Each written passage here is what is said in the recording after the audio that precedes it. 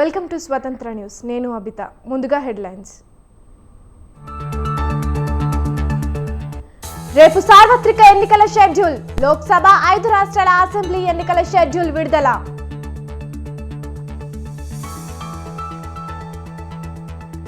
Electoral బాండ్ల కేసులో ఎస్బీఐకి మరోసారి సుప్రీంకోర్టు నోటీసులు. వివరాలు అసంపూర్తిగా ఉండటంపై అసహనం.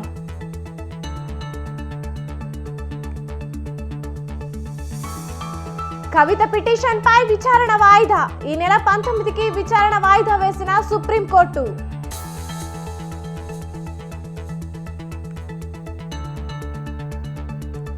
భట్టి అధ్యక్షతన కేబినెట్ సబ్ కమిటీ భేటీ.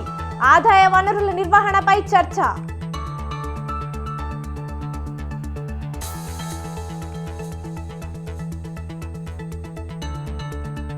కాంగ్రెస్ హామీలను నిలబెట్టుకోవడం లేదు. రైతు బంధు ఏమైందన్న హరీష్ రావు.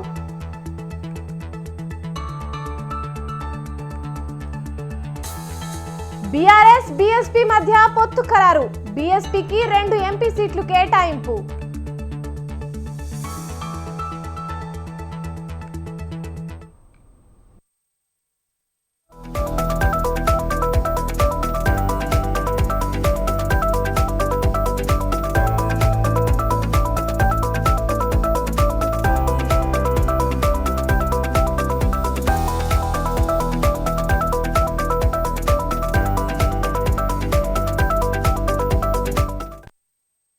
ఏపీ టీడీపీలో టికెట్ వారు కొనసాగుతోంది.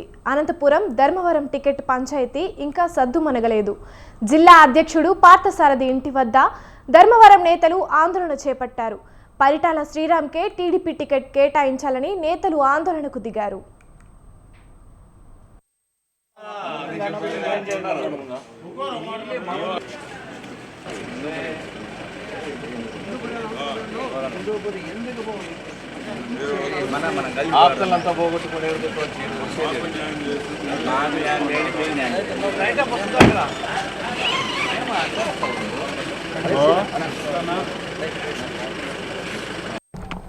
ధర్మవరం నియోజకవర్గానికి చెందినటువంటి పార్టీ నాయకులు కార్యకర్తలంతా కూడా ఇక్కడికి రావడం జరిగింది.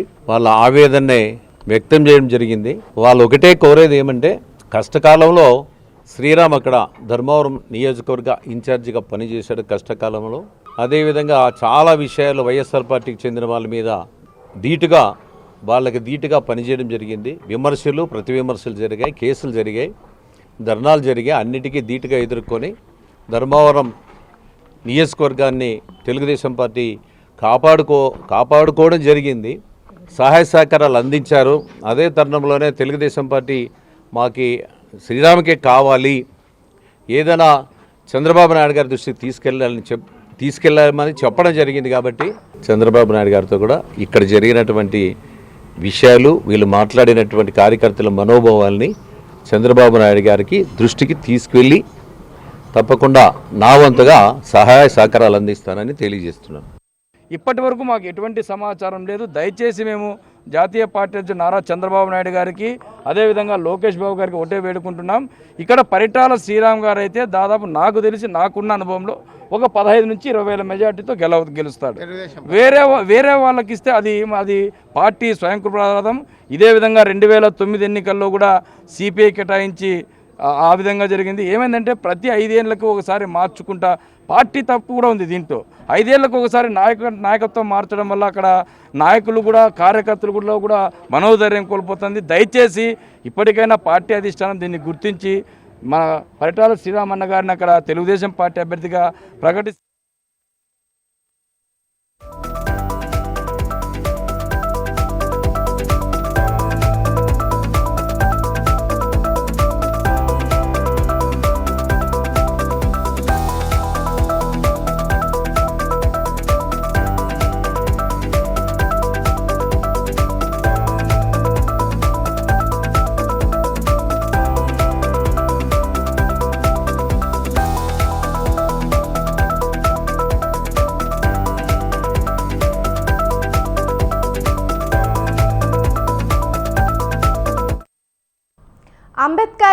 కోనసీమ జిల్లా అమలాపురంలో జన సైనికులు వీర మహిళలు రోడ్డెక్కారు. రానున్న ఎన్నికల్లో అమలాపురం టికెట్టు పొత్తులో భాగంగా టీడీపీకి కేటాయిస్తున్నట్లు వార్తలు రావడంతో ఆందోళన చేపట్టారు.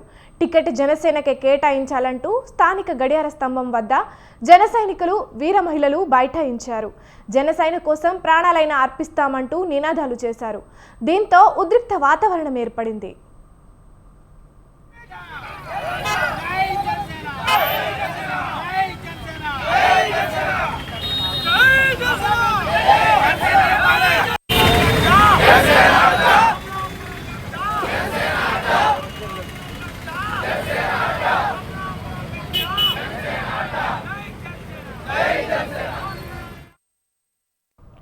అంబేద్కర్ కోనసీమ జిల్లా అమలాపురంలో జన సైనికులు వీర మహిళలు రోడ్డెక్కారు. రానున్న ఎన్నికల్లో అమలాపురం టికెట్ పొత్తులో భాగంగా టీడీపీకి కేటాయిస్తున్నట్లు వార్తలు రావడంతో ఆందోళన చేపట్టారు.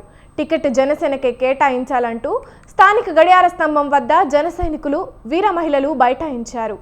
జనసేన కోసం ప్రాణాలైనా అర్పిస్తామంటూ నినాదాలు చేశారు.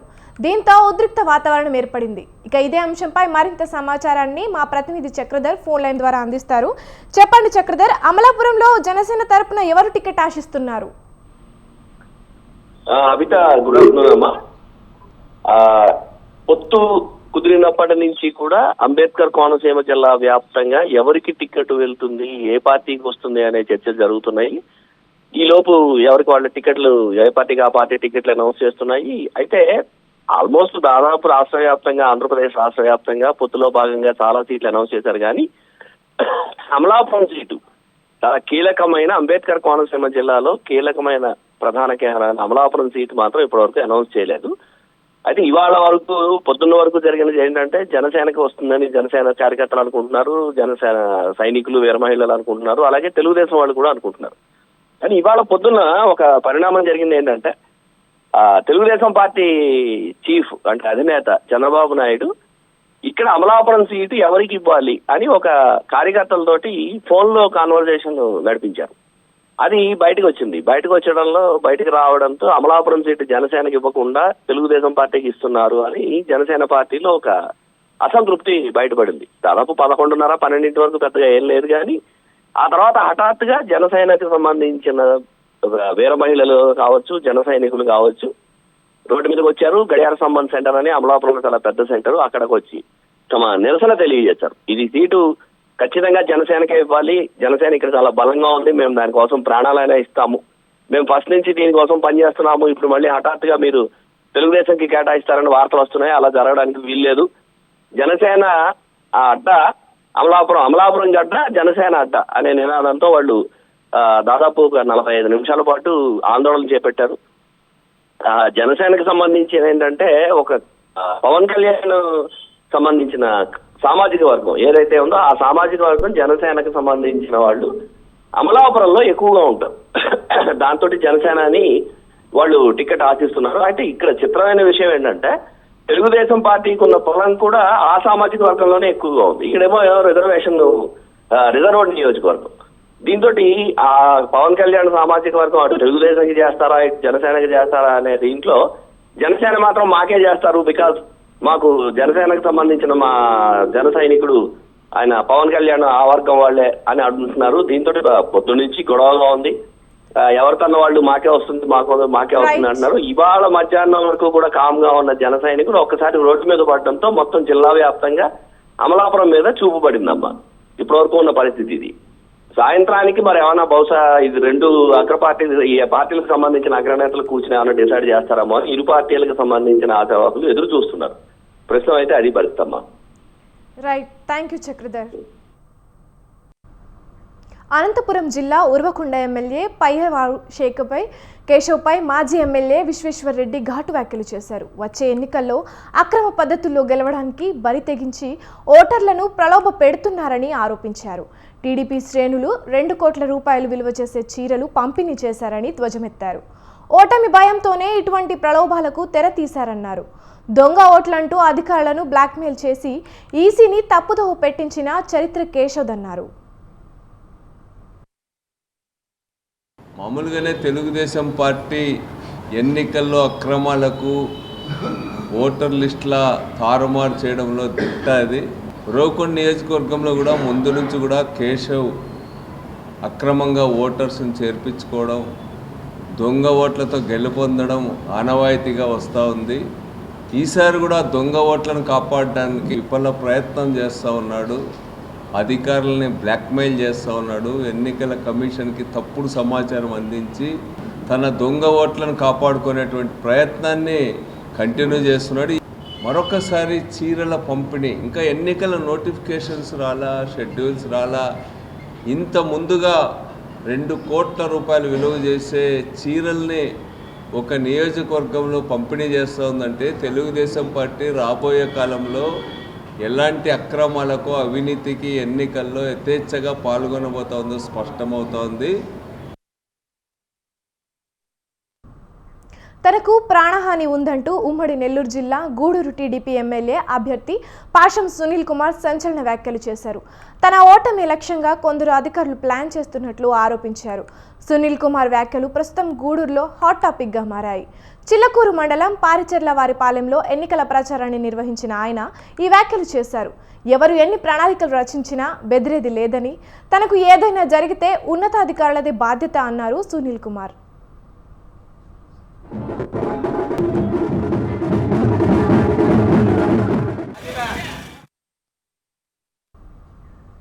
వైసీపీ అభ్యర్థుల జాబితా ప్రకటనకు ముహూర్తం ఖరారైంది. ఈ నెల 16న ఎమ్మెల్యే, ఎంపీ అభ్యర్థులను సీఎం జగన్ అధికారికంగా ప్రకటించనున్నారు. అయితే ఈ ఫైనల్ జాబితాలో చోటు దక్కేది ఎవరికి, టికెట్ వచ్చేది ఎవరికి?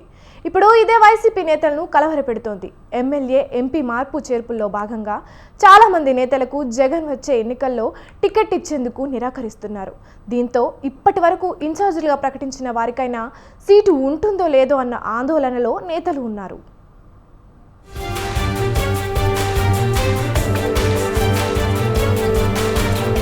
సార్వత్రిక ఎన్నికల షెడ్యూల్ మరికొద్ది రోజుల్లో వెలువడనుంది. దీంతో అధికార వైసీపీ అభ్యర్థుల ఖరారుపై దృష్టి పెట్టింది. ఈ నెల 16వ తేదీన ఇడుపులపాయలోని వైఎస్ఆర్ ఘాట్లో సీఎం జగన్ 175 అసెంబ్లీ, 25 పార్లమెంటు స్థానాలకు అభ్యర్థులను ప్రకటించనున్నారు. వచ్చే ఎన్నికల్లో గెలిపే లక్ష్యంగా అభ్యర్థుల ఎంపికపై సీఎం కొద్ది రోజులుగా కసరత్తు చేస్తూ ఉన్నారు. అందులో భాగంగా ఇప్పటికే 16 జాబితాలను ప్రకటించారు. ఈ 16వ జాబితాలో పలువురు సిట్టింగ్ ఎమ్మెల్యేలతో పాటు ఎంపీలకు కూడా టికెట్ దక్కలేదు. మరోవైపు ఒక్కో నియోజకవర్గంలో 2-3 అభ్యర్థులను మార్చినటువంటి పరిస్థితి కూడా ఉంది. ఇప్పటికే కొన్ని నియోజకవర్గాల్లో కొత్త వారిని ఇన్ఛార్జీలుగా నియమించారు జగన్. అయితే వారు కూడా అభ్యర్థులు కారని, చివరి నిమిషం వరకు మార్పులు చేర్పులు కొనసాగుతాయని పార్టీ ముఖ్య నేతలు చెప్తున్నారు. తాజాగా విడుదలైన వైసీపీ అభ్యర్థుల జాబితా చూసినా ఇదే స్పష్టమవుతోంది. దీంతో అధికార పార్టీ నేతల్లో టికెట్ దక్కేది ఎవరికి అనే సందేహం నెలకొంది.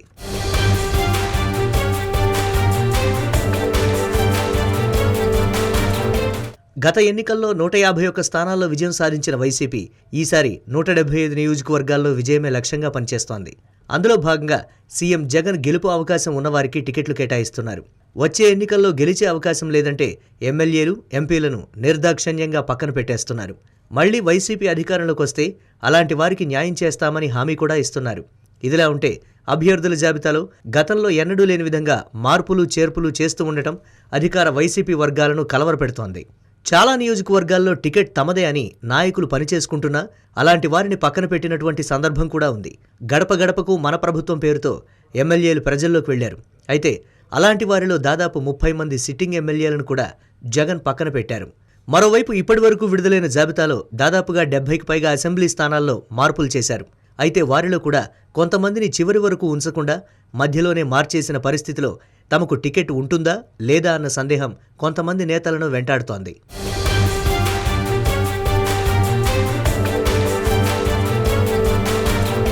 ఎమ్మెల్యే, ఎంపీ టికెట్ల విషయంలో జగన్ మదిలో ఏముందో తెలియక వైసీపీ నేతలు మదనపడుతున్నారు.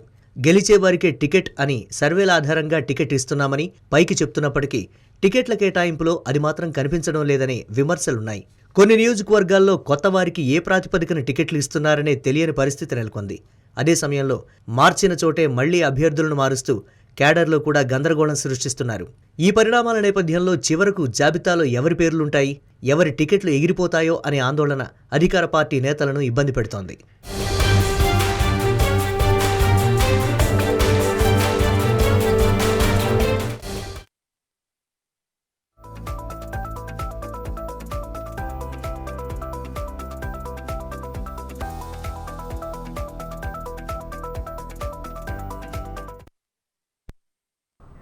లోక్సభ ఎన్నికల ప్రచారంలో కమలం పార్టీ స్పీడ్ పెంచింది. మెజారిటీ స్థానాలు గెలుచుకోవడమే లక్ష్యంగా పార్టీ జాతీయ అగ్రనేతలు స్వయంగా రంగంలోకి దిగారు. ప్రధాని నరేంద్ర మోదీ ఇవాళ తెలంగాణ పర్యటనకు రానున్నారు. రాష్ట్రంలో లోక్సభ ఎన్నికల మలి విడత ప్రచారంలో మోదీ పాల్గొనున్నారు. బీజేపీ విజయాన్ని కాంక్షిస్తూ ఇవాళ మల్కాజ్గిరి లోక్సభ స్థానం పరిధిలో రోడ్ షోలో పాల్గొంటారు.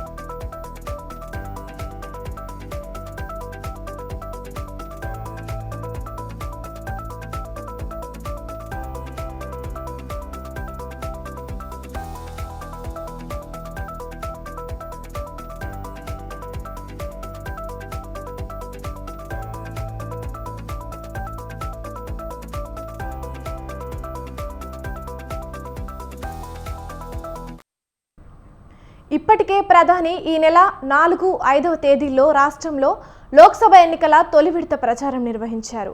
ఆదిలాబాద్, పటాన్చెరు విజయ సంకల్ప సభల్లో పాల్గొన్నారు. 10 రోజుల వ్యవధిలో ప్రధాని మోదీ రెండోసారి రాష్ట్రంలో పర్యటించనున్నారు.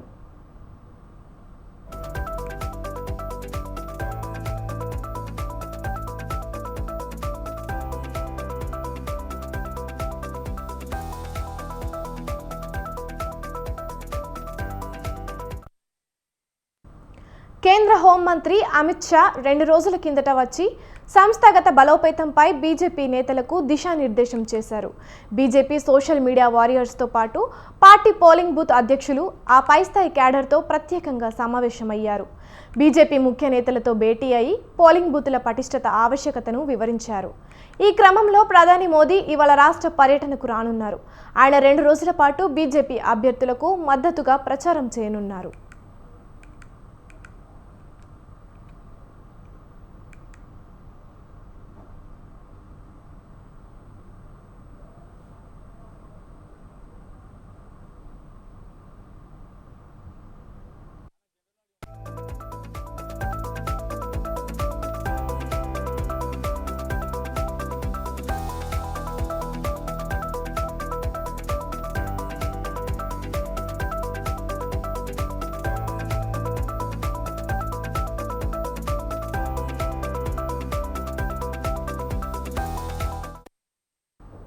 లోక్సభ ఎన్నికల ప్రచారంలో కమలం పార్టీ స్పీడ్ పెంచింది. మెజారిటీ స్థానాలు గెలుచుకోవడమే లక్ష్యంగా పార్టీ జాతీయ అగ్రనేతలు స్వయంగా రంగంలోకి దిగారు. ప్రధాని నరేంద్ర మోదీ ఇవాళ తెలంగాణ పర్యటనకు రానున్నారు. రాష్ట్రంలో లోక్సభ ఎన్నికల మలివిడత ప్రచారంలో మోదీ పాల్గొనున్నారు. బీజేపీ విజయాన్ని కాంక్షిస్తూ ఇవాళ మల్కాజ్గిరి లోక్సభ స్థానం పరిధిలో రోడ్ షోలో పాల్గొంటారు. ఇక ఇదే అంశంపై మరింత సమాచారాన్ని మా ప్రతినిధి రాజు లైవ్ ద్వారా అందిస్తారు. చెప్పండి రాజు.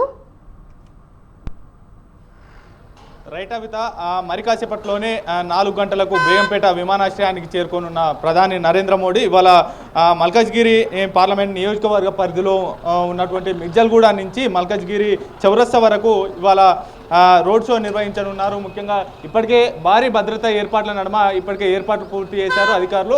ప్రధాని వచ్చినప్పుడు ఎటువంటి ఇబ్బందులు జరగకుండా కూడా ఈ ప్రాంతం అంతా ఇక్కడ ట్రాఫిక్ ఆంక్షలు విధించారు. దీంతో పాటుగానే ఇక్కడ రాష్ట్ర పోలీసులతో పాటు కూడా కేంద్ర బృందాలు కూడా ఇప్పటికే ఈ ప్రాంతాన్ని మొత్తం ఆధీనంలోకి ఎస్పీజీ బృందాలు కూడా ఆధీనంలోకి తీసుకున్నటువంటి పరిస్థితి అయితే ఉంది. ముఖ్యంగా ఇవాళ బేగంపేట విమానాశ్రయానికి 4:55 చేరుకోనున్నటువంటి ప్రధాని నరేంద్ర మోడీ నేరుగా ఈ మిర్జల్గూడ చౌరస్తా, మనమున్నటువంటి ఇక్కడ మిర్జల్గూడ చౌరస్తాలో ఏర్పాటు చేసినటువంటి స్టేజ్ వద్ద నుంచి కూడా ఈ యొక్క రోడ్ షోను నిర్వహించనున్నారు. ముఖ్యంగా బీజేపీ రానున్న పార్లమెంటు ఎన్నికల మీద దృష్టి పెట్టింది. దాదాపు ఈ యొక్క మల్కాజ్గిరి పార్లమెంటు వేదికగా కూడా మూడు పార్లమెంట్ నియోజకవర్గాలు కవర్ అయ్యే విధంగా ఒకటి మల్కాజ్గిరి అయితే ఇంకోటి సికింద్రాబాద్ అలాగే హైదరాబాద్ పార్లమెంట్ నియోజకవర్గాలు కవర్ అయ్యే విధంగా కూడా ఏర్పాట్లు చేస్తూ ఉంది.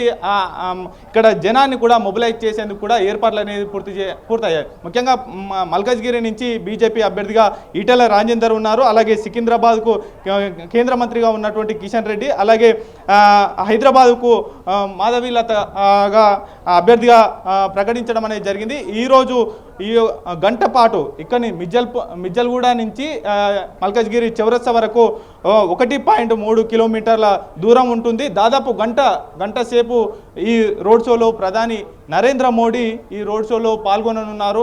5:15 నుంచి 5:20 మధ్యలో ఈ యొక్క వేదిక వద్దకు ప్రధాని చేరుకుంటారు. అక్కడి నుంచి కూడా నేరుగా మెల్లమెల్లిగా కూడా మల్కాజ్గిరి చౌరస్తా వరకు 1.3 కిలోమీటర్ల దూరం ఉన్నటువంటి ఈ యొక్క రోడ్ షో విజయ సంకల్ప రోడ్ షో ఏదైతే ఉందో అది ప్రారంభం కానుంది. మొత్తం 6:15 వరకు ఈ యొక్క రోడ్ షో జరగనుంది. ఎటువంటి ఇబ్బందులు తలెత్తకుండా కూడా ముందస్తుగానే అన్ని రకాల ఏర్పాట్లు చేశారు. అధికారులకు కూడా సూచనలు చేస్తూ ఉన్నారు. ఏ ఒక్క ఘటన కూడా చోటు చేసుకోవద్దు. ఇప్పటికే అన్ని బృందాలు కూడా నిఘా పెట్టినటువంటి పరిస్థితి అయితే ఉంది. ముఖ్యంగా ఈరోజు 6:15 వరకు ఇక్కడ ప్రధాని ఈ యొక్క రోడ్ షోలో పాల్గొంటారు. ఈ రోడ్ షోలో పాల్గొన్న అనంతరం కూడా ఇక్కడి నుంచి నేరుగా రాజ్భవన్ వెళ్తారు. రాజ్భవన్లో ఇవాళ నైట్ బస చేస్తారు. బస చేసిన అనంతరం రేపు ఉదయం 11 గంటలకు బేగంపేట విమానాశ్రయానికి వెళ్తారు. విమానాశ్రయం నుంచి అక్కడ నాగర్ కర్నూల్లో భారీ బహిరంగ సభ ఏర్పాటు చేస్తున్నారు బీజేపీ నేతలు. అక్కడ నాగర్ కర్నూల్ సభ పార్లమెంటు నియోజకవర్గంలో ఏర్పాటు చేసేటటువంటి భారీ బహిరంగ సభ ద్వారా కూడా అక్కడ 3 పార్లమెంట్ నియోజకవర్గాలు కవర్ అయ్యే విధంగా, ఒకటి నల్గొండ, ఇంకోటి మహబూబ్ నగర్, అలాగే నాగర్ కర్నూల్ నియోజకవర్గాలు పార్లమెంటు నియోజకవర్గాలు కవర్ అయ్యే విధంగా కూడా భారీ బహిరంగ సభ ఏర్పాటు చేశారు. అక్కడి నుంచి నేరుగా ప్రధాని గుల్బర్గా వెళ్తారు. అయితే మరుసటి రోజు 17వ తేదీ ఏదైతే ఉందో చిలకలూరిపేట, ఆంధ్రప్రదేశ్లోని చిలకలూరిపేటలో మొదటిసారిగా పొత్తులు అటు బీజేపీ, టీడీపీ, జనసేన మధ్య కుదిరినటువంటి పొత్తులో భాగంగా మొదటిసారిగా భారీ బహిరంగ సభ నిర్వహించబోతా ఉన్నారు. 17వ తేదీన 18వ తేదీన తిరిగి తెలంగాణలో పర్యటన ఉంది. దాదాపు 3 రోజులు, ఇవాళ రేపు 18వ తేదీన 3 రోజుల పాటు ప్రధాని తెలంగాణలో పర్యటిస్తారు.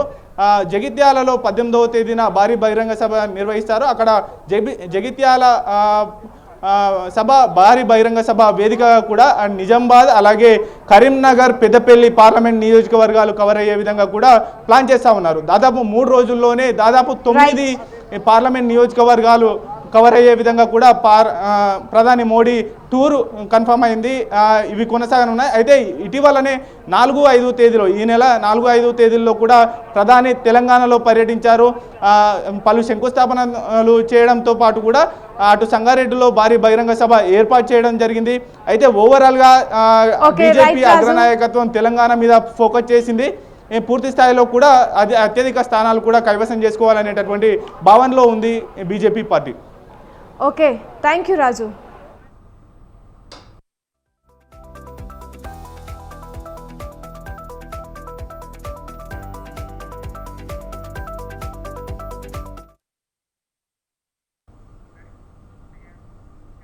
ఇవి ఇప్పటి వరకున్న బులెటిన్ అప్డేట్స్. చూస్తూనే ఉండండి స్వతంత్ర న్యూస్.